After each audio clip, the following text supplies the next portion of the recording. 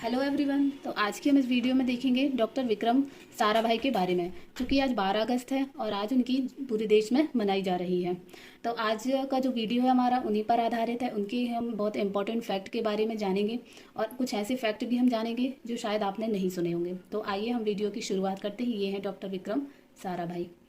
अब हम इनकी शुरुआत करते हैं। जो डॉक्टर विक्रम साराभाई थे, उनका जो जन्म था वो हुआ था 12 अगस्त सन 1919 को अहमदाबाद में हुआ था। गुजरात के अहमदाबाद में इनका जन्म हुआ था। गुजरात के अहमदाबाद में इनका जन्म हुआ था।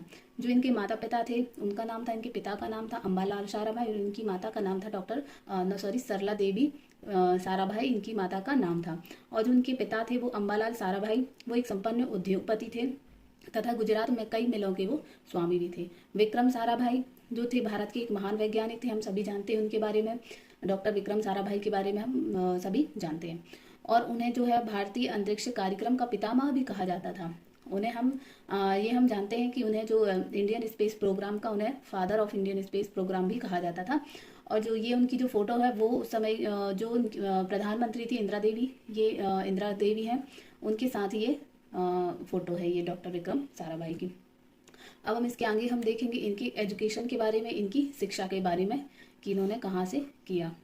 जो डॉक्टर साराभाई थे उन्होंने इंटरमीडिएट की परीक्षा और जो मैट्रिक परीक्षा थी वो गुजरात कॉलेज से पास की थी उन्होंने। और इसके बाद वह इंग्लैंड चले गए और कैम्ब्रिज विश्वविद्यालय, यानी कि कैम्ब्रिज विश्वविद्यालय ये जो इंग्लैंड में है, इसका एक कॉलेज था सेंट जॉन्स कॉलेज में ये शामिल हुआ है। और सन 1940 में कैम्ब्रिज से उन्होंने प्राकृतिक विज्ञान में ट्राइपॉस डिग्री प्राप्त की।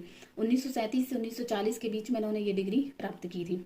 उसके बाद द्वितीय विश्व युद्ध के बढ़ने के साथ जो साराभाई थे वो भारत लौट आते हैं। हम सभी जानते हैं कि 1939 में दूसरा विश्व युद्ध की शुरुआत हो गई थी और उसी के साथ वो भारत वापस लौट आते हैं। और बेंगलोर में उस समय सीवी रमन के मार्गदर्शन में कॉस्मिक किरणों में अनुसंधान शुरू करते हैं।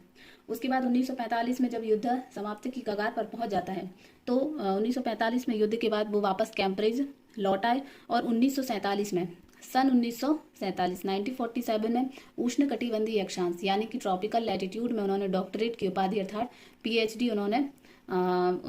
से उन्हें सम्मानित किया गया। डॉक्टरेट की उपाधि से उन्हें सम्मानित किया गया। और उन्होंने ट्रॉपिकल लैटिट्यूड में कॉस्मिक रे इन्वेस्टिगेशन नामक उनकी थीसिस थी। उनकी थीसिस का नाम था कॉस्मिक रे इन्वेस्टिगेशन, के लिए उन्हें पीएचडी की डिग्री से सम्मानित किया गया। अब हम उनके प्रोफेशनल करियर के बारे में जानें कि उनके प्रोफेशनल जो बैकग्राउंड था वो क्या था, उन्होंने किस किस चीज़ की स्थापना की, उसके बारे में हम जानते हैं। जो विक्रम साराभाई थे वो हमेशा युवाओं को प्रेरित करते रहते थे।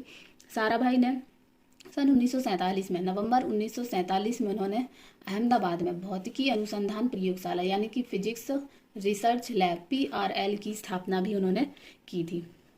और जब उनकी उम्र केवल 28 ही साल थी, करीब 28 साल की उम्र में उन्होंने भौतिकी अनुसंधान प्रयोगशाला की स्थापना की थी। और साराभाई संस्थानों के निर्माता और संवर्धक थे और PRL की इस दिशा में उनका पहला कदम था। विक्रम साराभाई ने सन 1966 से 71 तक PRL की सेवाएं की थी। नेक्स्ट अब हम उनकी प्रोफेशनल करियर के बारे में देखें कि सन 1957 में रूसी एक मिशन था स्पुतनिक फर्स्ट, इसमें भी उनका बहुत योगदान था। 1957 में स्पुतनिक फर्स्ट के प्रमोशन ने उनको अंतरिक्ष विज्ञान के नए परिदृश्यों से अवगत कराया। और उसके बाद ही उनकी अध्यक्षता में अंतरिक्ष अनुसंधान हेतु भारतीय राष्ट्रीय समिति का गठन किया गया सन 1962 में। इसके बारे में हम डिटेल से बात करेंगे, थोड़े से आगे हम इसके बारे में बात करेंगे जब इसरो के बारे में हम पढ़ेंगे। चूंकि ये इसरो से रिलेटेड है तो इसके बारे में हम डिटेल से थोड़ा सा आगे देखेंगे, ठीक है। और नेक्स्ट इनका जो था वो था कि 21 नवंबर 1963 में सोडियम वाष्प नीत भार के साथ प्रथम रॉकेट का प्रमोशन किया। 1963 में इन्होंने अपने प्रथम रॉकेट का प्रमोशन किया था, प्रथम रॉकेट इन्होंने लॉन्च किया था। उसके बाद संयुक्त राष्ट्र महासभा ने 1965 में TERLs यानी टर्ल्स को एक अंतर्राष्ट्रीय सुविधा के रूप में भी मान्यता दी थी। ये था कुछ उनका प्रोफेशनल बैकग्राउंड और इसके बारे में हम थोड़ा सा आगे भी देखेंगे इन डिटेल्स में। अब हम जानते हैं इनके इंडियन स्पेस प्रोग्राम जो पूरे वर्ल्ड में फेमस है। इनका जो इनकी जो प्रोग्राम रहे हैं स्पेस में, अंतरिक्ष में, उसके बारे में हम अब देखेंगे। इसरो की स्थापना जो थी वो हम सभी जानते हैं 15 अगस्त 1969 को हुई थी। 15 अगस्त 1969 को हुई थी इसरो की स्थापना। इसके पीछे भी हम थोड़ा सा इसको इन डिटेल्स में देखेंगे। भारतीय अंतरिक्ष अनुसंधान यानी इसरो की स्थापना भी विक्रम साराभाई ने की थी। बता दें कि रूसी स्पुतनिक की लॉन्च के बाद ही उन्होंने इसरो की स्थापना के बारे में सोचा था। यानी कि जो हमने रूसी स्पुतनिक फर्स्ट देखा था वो 1957 में हुआ था। उसके बाद से इन्होंने इसरो की स्थापना के बारे में सोचा था। ये इतना आसान नहीं था। इसके लिए पहले विक्रम साराभाई को सरकार को मनाना पड़ा था, साथ ही समझाना पड़ा कि भारत के लिए इसरो की स्थापना कितनी ज़रूरी है। डॉक्टर साराभाई ने अंतरिक्ष कार्यक्रम के महत्व पर जोर देते हुए सरकार को समझाया था, जिसके बाद 15 अगस्त सन 1969 को इसरो की स्थापना की गई थी। इसकी थोड़ी सी हम इसके पृष्ठभूमि जानते हैं, इसके बैकग्राउंड के बारे में जान लेते हैं। 1962 में यानी कि 1962 में जो था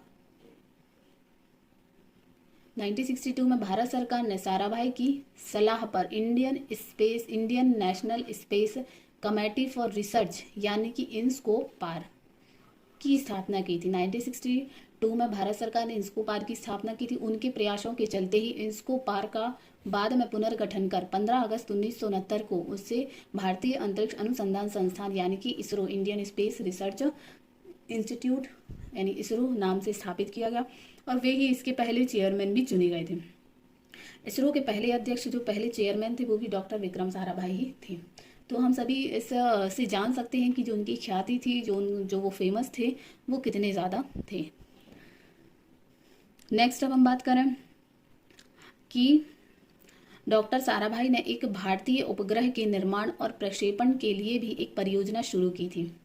इन्होंने एक भारतीय उपग्रह के निर्माण और प्रक्षेपण के लिए भी परियोजना शुरू की थी। फिर उसके परिणाम स्वरूप पहला भारतीय उपग्रह था आर्यभट्ट।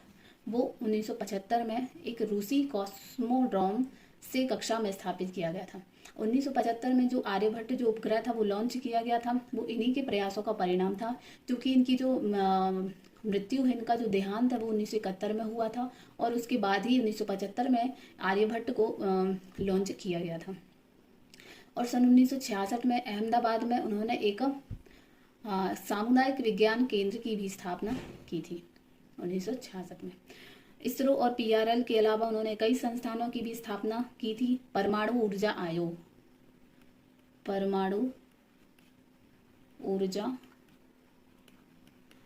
आयोग के अध्यक्ष पद पर भी साराभाई रह चुके थे। उन्होंने अहमदाबाद में स्थित अन्य उद्योगपतियों के साथ मिलकर इंडियन इंस्टीट्यूट ऑफ मैनेजमेंट यानी जो इंडियन इंस्टीट्यूट ऑफ मैनेजमेंट यानी IIM अहमदाबाद की भी उन्होंने स्थापना में उनकी महत्वपूर्ण भूमिका थी।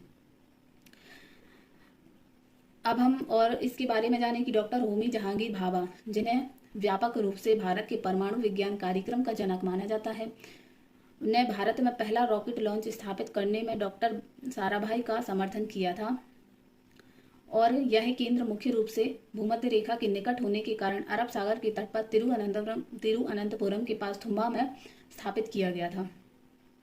डॉक्टर साराभाई को विज्ञान शिक्षा में बहुत रुचि थी, और हमने पढ़ चुके हैं कि 1966 में उन्होंने एक सामुदायिक विज्ञान केंद्र की स्थापना की, और आज इस केंद्र को विक्रम साराभाई सामुदायिक विज्ञान केंद्र कहा जाता है। नेक्स्ट अब हम बात करें इनके प्रमुख संस्थानों के बारे में। Institute established by doctor Vikram Sarabhai, यानी कि डॉक्टर विक्रम साराभाई ने जो इंस्टीट्यूट स्थापित किए थे उनके हम बारे में जानेंगे। पहला है भौतिक अनुसंधान प्रयोगशाला PRL, ये अहमदाबाद में है, गुजरात के अहमदाबाद में है। दूसरा आता है भारतीय प्रबंधन संस्थान IIM, ये भी अहमदाबाद में। तीसरा है सामुदायिक ज्ञान केंद्र, ये अहमदाबाद में। चौथा है दर्पण एकेडमी फॉर परफॉर्मिंग आर्ट्स, ये भी अहमदाबाद में। इन्होंने ये अपनी पत्नी के साथ, इनकी पत्नी जो थी उनका नाम था मृणालिनी साराभाई, ये जो थी वो एक नृत्यांगना थी। और नेक्स्ट है विक्रम साराभाई अंतरिक्ष केंद्र, ये तिरुवनंतपुरम में है। नेक्स्ट है अंतरिक्ष अनुप्रयोग केंद्र, ये भी अहमदाबाद में है। यह संस्था विक्रम साराभाई द्वारा स्थापित 6 संस्थानों केंद्रों के विलय के बाद अस्तित्व में आई थी। नेक्स्ट है फास्टर ब्रीडर टेस्ट रिएक्टर, ये कलपक्कम है तमिलनाडु में। नेक्स्ट है वेरिएबल एनर्जी साइक्लोट्रॉन परियोजना, ये कलकत्ता में है। नेक्स्ट है electronic corporation of India limited, ये हैदराबाद में है। नेक्स्ट है uranium corporation of India limited, ये जादूगोड़ा कहाँ है? जादूगोड़ा झारखंड में है।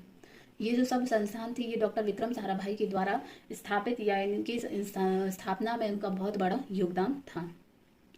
नेक्स्ट अब हम बात करेंगे इनके अवार्ड एवं रिकॉग्निशन के बारे में। तो इन्हें कौन कौन से पुरस्कार से सम्मानित किया गया है? पहले नंबर पर आता है शांति स्वरूप भटनागर पुरस्कार। शांति स्वरूप भटनागर पुरस्कार ये विज्ञान के क्षेत्र में दिया जाता है और ये पुरस्कार इन्हें दिया गया था सन 1962 में, शांति स्वरूप भटनागर पुरस्कार। नेक्स्ट इन्हें पद्म भूषण से भी सम्मानित किया गया था। सन 1966 में इन्हें पद्म भूषण से सम्मानित किया गया। नेक्स्ट इनको पद्म विभूषण से इनको 1972 में सम्मानित किया गया था। मरणोपरांत यानी मृत्यु के बाद इन्हें पद्म विभूषण से सम्मानित किया गया था। अब हम इनके प्रमुख पद देखेंगे, प्रतिष्ठित पद कि इन्हें किन किन पदों से नवाजा गया है, ये किन किन पदों पर आसीन रहे हैं। तो पहले नंबर पर है भारतीय विज्ञान कांग्रेस के भौतिकी अनुभाग के अध्यक्ष रहे थे 1962 में। नेक्स्ट है IAEA के सामान्य सम्मेलन के भी अध्यक्ष रहे थे, ये वरीना में हुआ था 1970 में। नेक्स्ट है ये उपराष्ट्रपति भी रहे थे। परमाणु ऊर्जा के शांतिपूर्ण उपयोग पर चौथा संयुक्त राष्ट्र सम्मेलन में ये उपराष्ट्रपति थे 1971 में। तो ये इनके प्रमुख प्रतिष्ठित पद थे। नेक्स्ट अब हम बात करेंगे इनके सम्मान के बारे में कि इन्हें किन किन सम्मान से सम्मानित किया गया था।